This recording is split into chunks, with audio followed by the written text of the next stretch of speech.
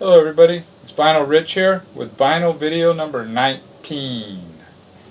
Before I get started, I'm going to do something that I've never done, but I know a lot of people do. And that's open up a bottle of Grosh. Cheers everybody. It's hot. It's been hot in LA, man. September had more days of 90 degrees and over than any September in history. And this past week, I mean, we're in the middle of October and it's been in the 90s to 100s in October. It's like, what the hell? Global warming, or what the heck's going on, you know? Anyways, cheers. That's good. Okay. One thing I'm going to say. On my videos, I usually get 1 or 2 likes, a couple of likes, and I really don't even know what that means. I don't know what it does. Today I was watching a few videos, and I myself liked a couple of them. One was a Flipside CT video, the It's Alive video. I clicked on the like button on that one, and the Metal Theologians last video. It made me laugh. But anyways, I recently did a video and I gave a lot of shout outs on that video. You know, I'm pretty new to the VC, so I like to kind of subscribe to new members that kind of have the same taste as me or kind of similar. I like to support the new members. The VC is almost, it's kind of like high school in a way. You have different. It isn't just one VC. There's different VCs going on, and it's almost like there's a freshman class, the sophomores, there's the seniors, there's the nerds. Well, we're all nerds, but there's the cool kids, and the cool kids, I mean the ones that are getting thousands upon thousands of views. And a lot of times the ones that are getting a lot of views are, to me, are the crappiest of the videos of the bunch. Well, anyways, on that one video I made where I gave some shout outs, I noticed I got a dislike.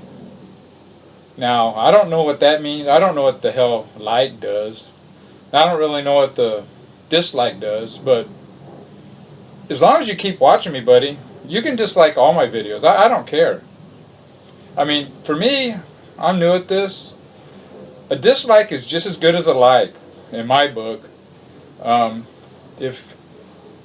If I can have someone have a reaction one way or the other, that's cool, you know. You don't have to like everything I like, and it's all good. Just want to say that. The first album I'm going to show, it's a classical album, I guess you'd say. I don't know. It's music from 2 space spectaculars. One from the most acclaimed motion pictures of this generation. Music from Stanley Kubrick's film 2001 Space Odyssey. If you couldn't tell, I'm reading this.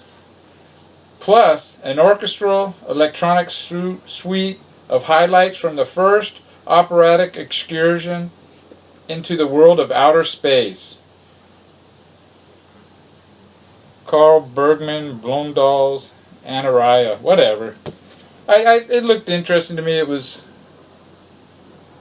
very cheap. It's on the Columbia, which is usually generally pretty good quality. This is what's on the album. Side 1. And side 2's that. There it is. I haven't heard this, so I have no idea what it's like. It's on this Columbia. It's a gray label.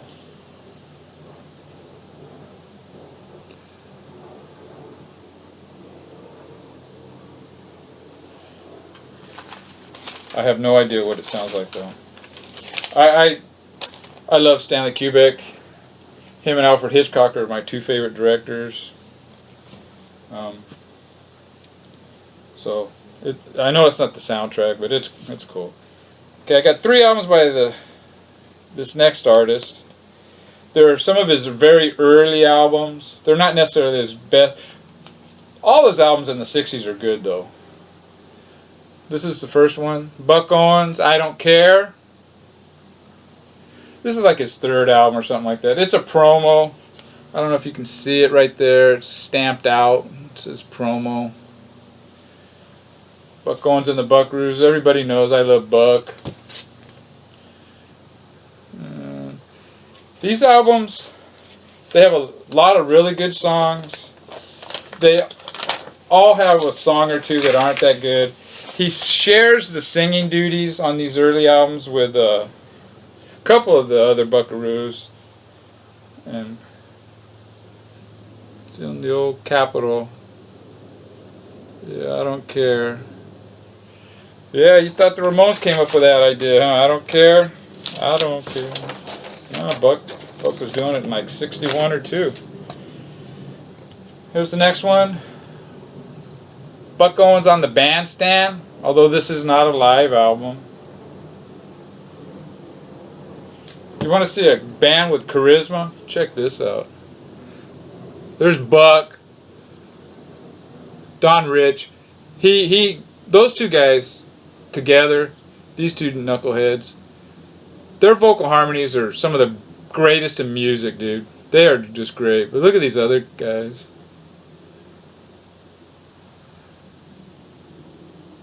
That's a band with charisma, dude. Those are some funny pictures. But they were good. They were an excellent band. And it's got the custom sleeve just like the other one, and it's on the same record label. And then the third one I have is Buck Owens sings Tommy Collins. It's good. I mean, it's got some really great songs, like I said. It's got a couple that are not that great.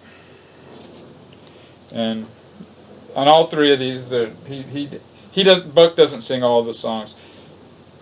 In the mid 60s to late 60s, Buck sings the 99% of all the songs, and it's got a custom sleeve of other Columbia albums. Okay, the next artist I'm going to show, they came out with an album recently. I've seen 2 people show it. The Dark Stuff showed it, and he said it was horrible. It's the worst thing they've ever done. Someone else showed it, and I don't remember who it was, and they thought it was a pretty good album. Anyways, this isn't the new album. I bought the album that came out by this band. This is the one prior to that. When did this come out? Anyways, this is Pill. That's the name of the album. This is Pill. This album, let's put it this way. I put side 1 on. The first song is This Is Pill. Yeah, I know This Is Pill. I bought the album. I have probably most of all your other albums. And it was a crappy song. I mean, it's okay, but it's like, This Is Pill. And, you know, his little whiny voice. And the next song, One Drop, it really wasn't much better. But then after that, you got Deep Water, Terra Gate, and Side 2. And so the song started getting... The album definitely improved. And it's on really cool labels, custom labels. I'll show one of the records. It's a double album. It's on this Pill, and then the other side will have the song listing. It's not their best album. It's not horrible though, but it's okay. And I thought, you know what? They got a new album out. I'm gonna get the one that came out prior to the new one. And John Lydon, Johnny Rotten, he does all the artwork on this. The gatefold actually is pretty impressive. But I'm not claiming I'm an artist or anything like that, but I was an art major in college. Cheers. And I don't know, I have a hair up my ass when the musicians they start taking up painting, and it's kind of like when actors try to make music. It usually isn't that great, you know. Anyways, next album. Anybody know who this is? Doesn't say on the cover. Pretty weird dude there, huh?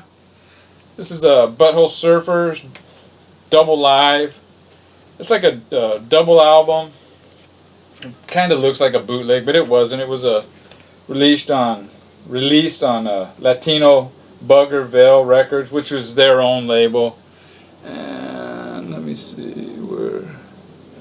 It's number 8,400 of 10,000. So it's limited to 10,000. And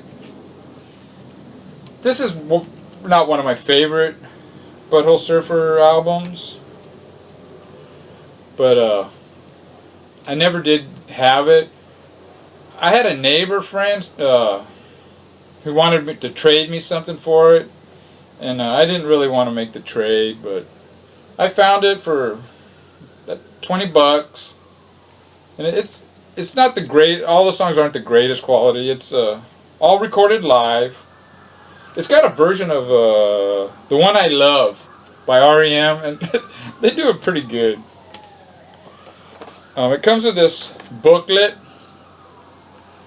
There's a picture of the band. This band here. In fact, I believe the first time I ever saw them was they were one of the opening bands for Peel, and I wasn't really aware of them. And this is the booklet, and they were great. 2 drummers, tribal drum beats. These are some flyers. TSOL, True Sounds of Liberty. And this is more of the book. Yeah, they were really good live. I mean, I was reading an article about a Johnny Lydon article in the LA Times, and he talked about the Butthole Surfers, and he goes, you know, they weren't really the greatest musicians. They didn't really know how to play their instruments fully, but he goes, there was something about them that was really original, and I agree. And as time went on, they actually became pretty good musicians.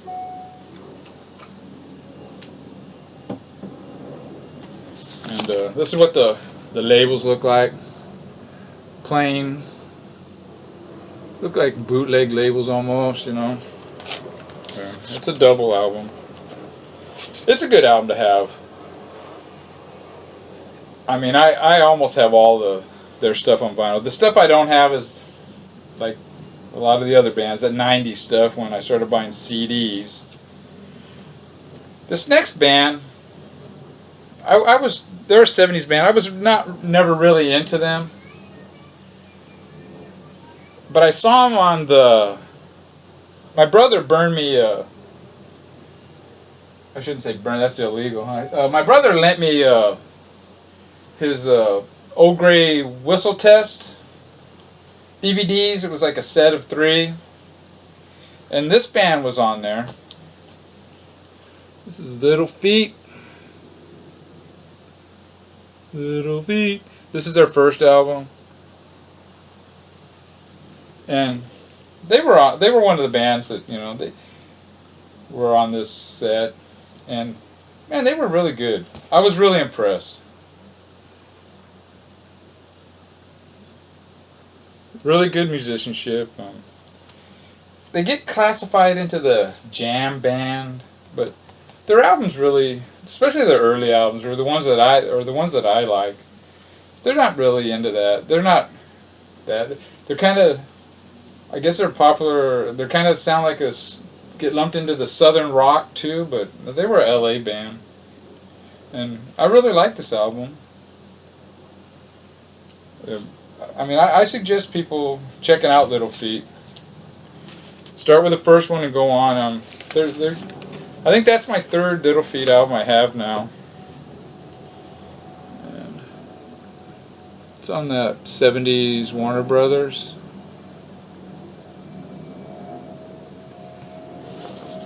With the palm trees. But yeah, I like that album. This next one, I've probably said this before. I never was a real big folk fan. I mean, there was a couple of Bob Dylan, of his early folk albums that I did like. I couldn't get into Joan Baez's, and I think Buffy St. Marie. I might have had one of her albums, and I wasn't a big folk. But I picked up this album recently, Ian and Sylvia, Early Morning Rain, and fuck, this is a good album. Really good. They sing really well together. Their voices are completely different, but it's really cool. And I think this is like their third album, maybe. And they got, I guess they ended up getting married.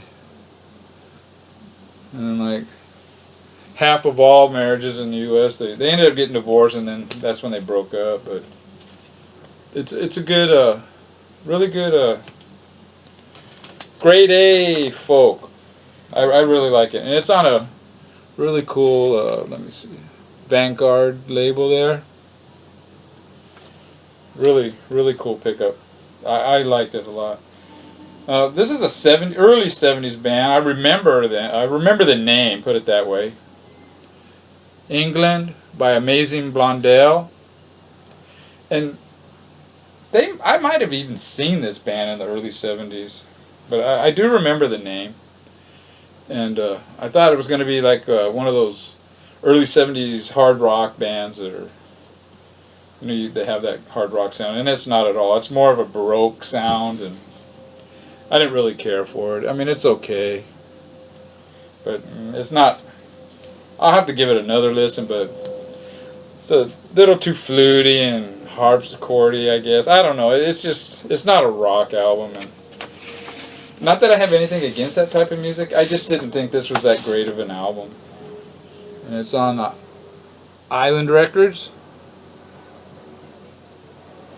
I know someone out there probably thinks, oh, this is one of my top 10 albums from 1971 or whenever it came out. But I didn't like it. Next one, Blue Cheer, I guess. This is their fourth album, I think. Maybe their third. And boy, this caught me off guard. I was expecting that hard rocking, and not at all, man. It's a little too mellow.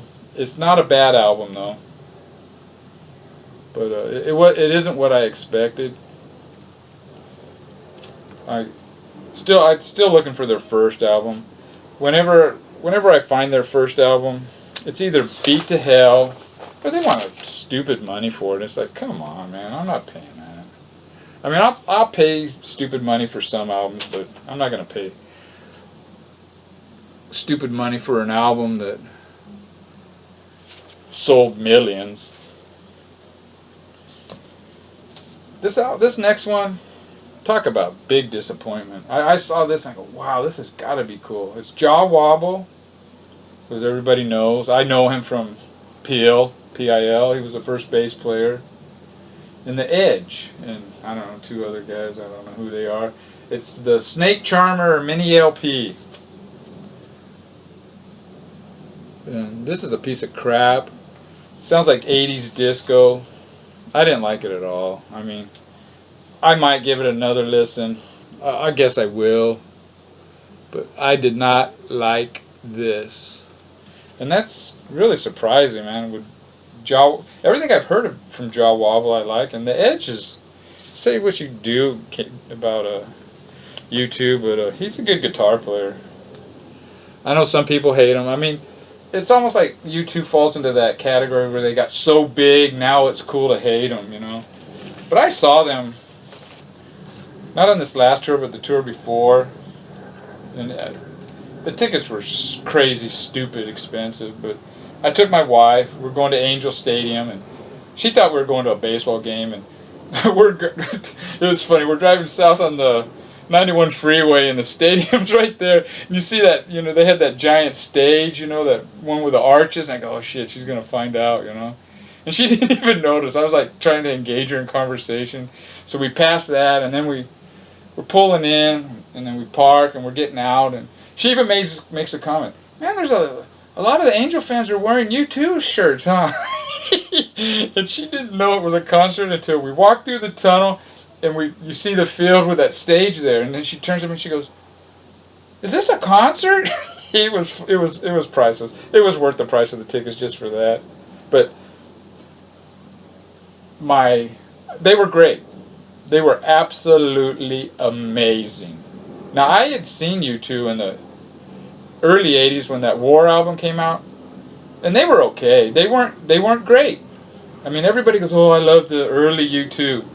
Okay, yeah, maybe you do, but they weren't as good a band then as they are now. I'm telling you. I saw the Police when their second album came out. I don't remember their stupid name of it, but man, they were fantastic. It did not sound like the Police. The guitar was so loud. Even when I went to the concession stand, the girl behind the concession stand told me, "I've never been to a concert where the guitars are so loud." And then I saw Elvis Costello and the Tractions when maybe Armed Forces was out. They were excellent. These were excellent bands. U2, the early days back then, they weren't an excellent band. Anyways, this album sucks. Next album, Jimmy Reed, Down in Virginia. I thought, cool. This Jimmy Reed, he was a guitar player with Muddy Waters in that classic lineup. I mean, early 50s, was it? Mid 50s? That Muddy Waters band was, man, could you imagine seeing that band in concert? That would have been. So I thought, this is cool. It came out in 1970. And it's okay. It's not a bad record. But the downfall of this, it has some stickers right there. I'll be able to get those off though. The downfall of this record, in my opinion, blues in general, is the songs kind of all sound the same. Now, I'm not saying all blues songs sound the same. On this album, nothing really stands out. They all kind of blend into one another. And I'm not saying all blues songs sound the same, but I think everybody knows what I'm talking about. They have that structure.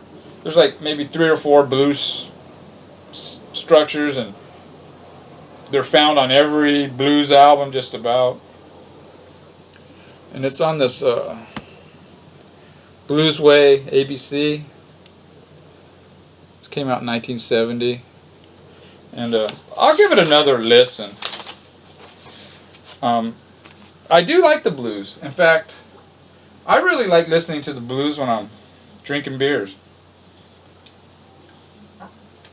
It's Friday. I don't have to work tonight, so maybe I'll have a few of those and give it another spin. Okay, I'm going to end it with a couple of 12 inches. Pill. This is a 12-inch with, let's see if I can get this camera to focus. Bad Life and a question mark. Didn't focus that well. It's Bad Life. I have that on the album. Question mark. I didn't have that song, so that's cool for what it was. They're asking for it, and it's on this blue, red Virgin label, and on the other side it's the green.